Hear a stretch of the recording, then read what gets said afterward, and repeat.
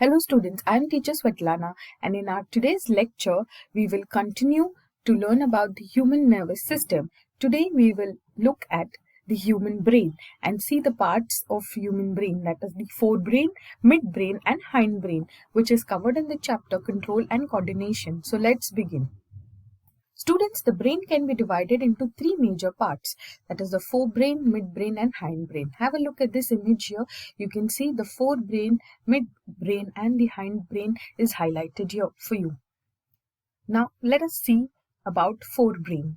The forebrain consists of olfactory lobe, cerebrum and diencephalon. Here you can see in this image, here this entire region is your cerebrum. Let us see at the first part of your forebrain, that is the olfactory lobes. These are highly reduced in human brain and covered by cerebrum from all sides except the ventral side. Each lobe consists of an olfactory peduncle and an olfactory bulb. Have a look at this image here.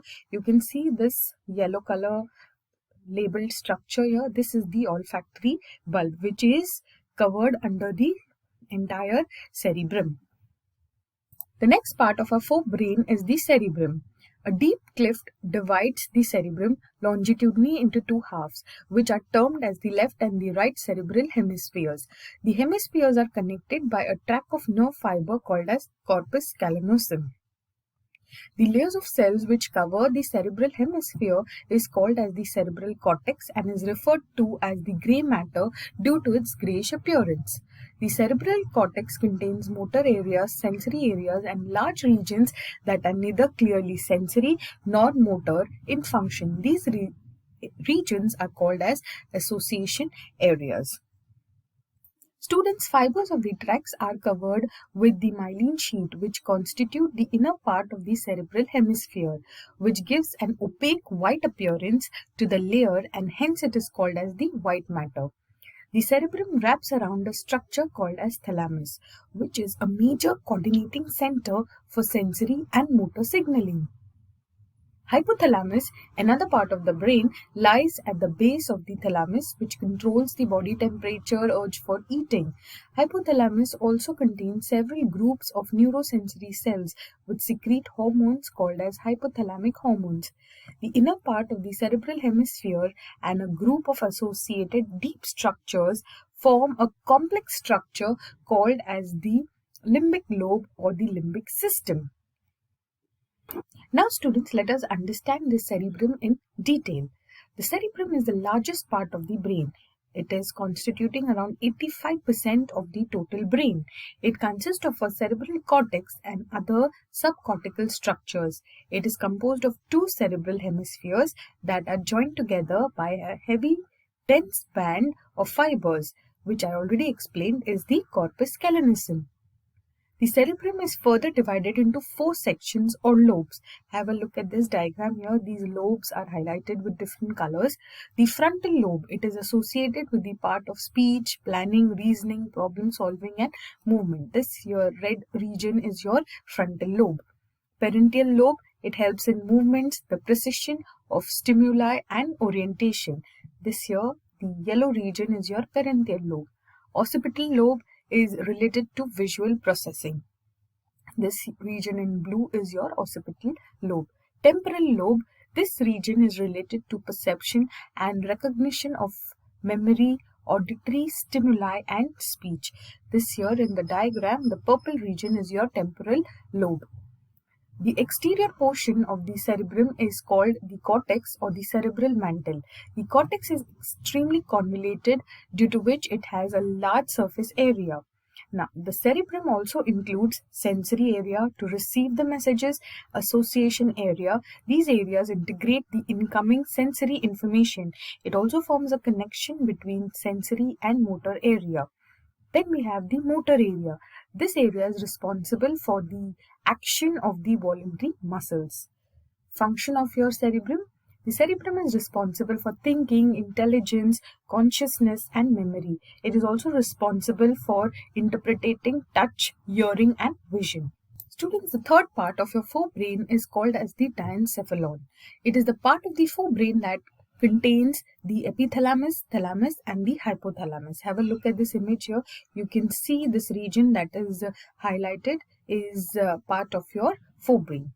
It lies between the corpus callosum and above the midbrain. So here is your midbrain region. It's just above your midbrain. It encloses a single cavity termed third ventricle diocele, which communicates with two lateral ventricles of the cerebrum through a narrow opening called as foramen of Monro.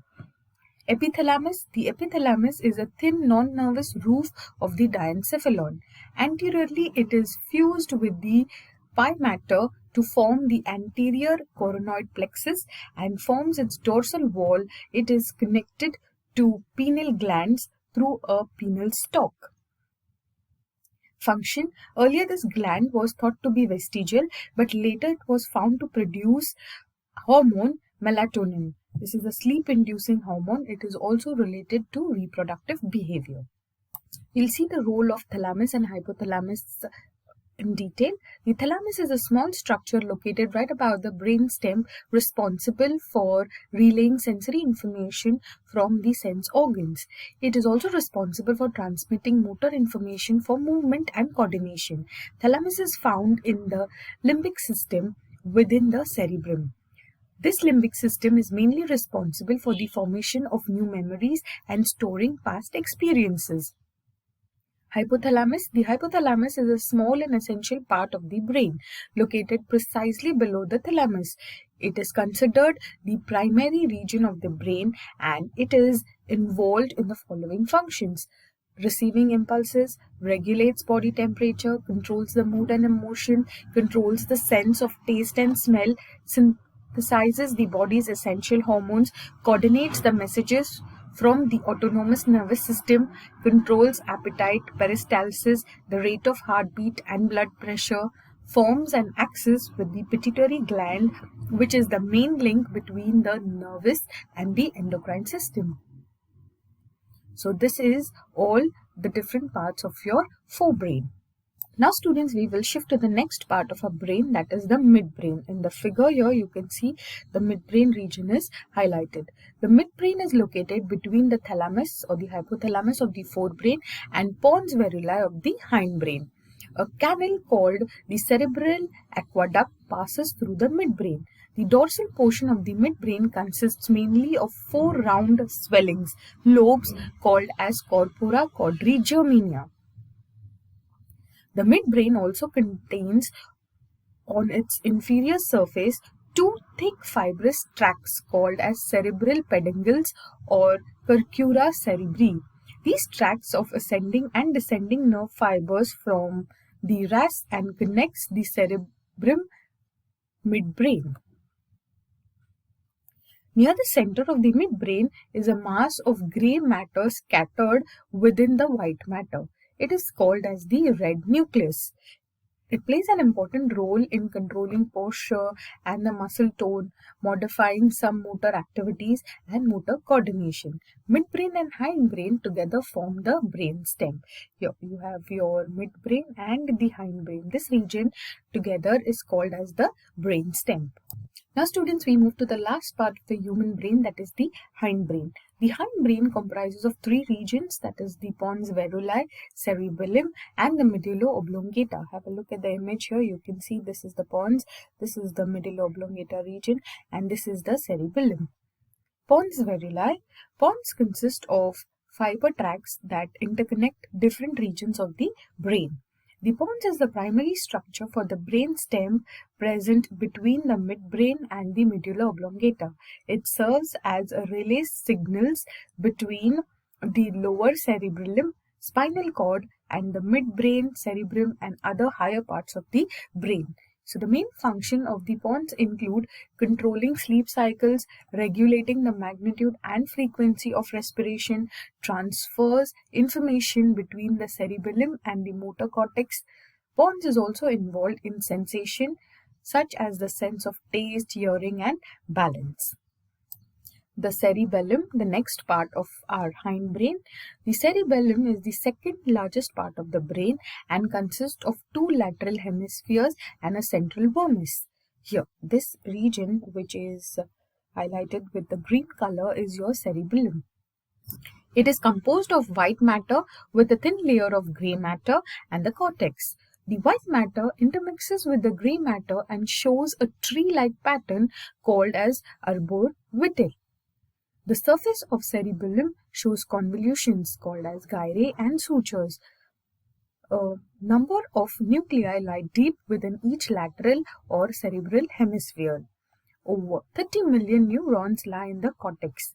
Three pairs of myelinated nerve bundles called as cerebellar peduncles connect cerebellum to the other part of your central nervous system.